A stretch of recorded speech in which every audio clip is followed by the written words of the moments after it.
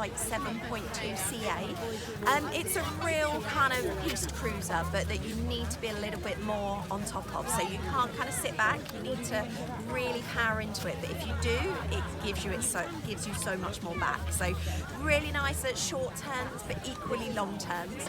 The type of ski that, if you're skiing all day, you might find if you're not ski fit, you might get a little bit tired towards the end of the day, so bear that in mind.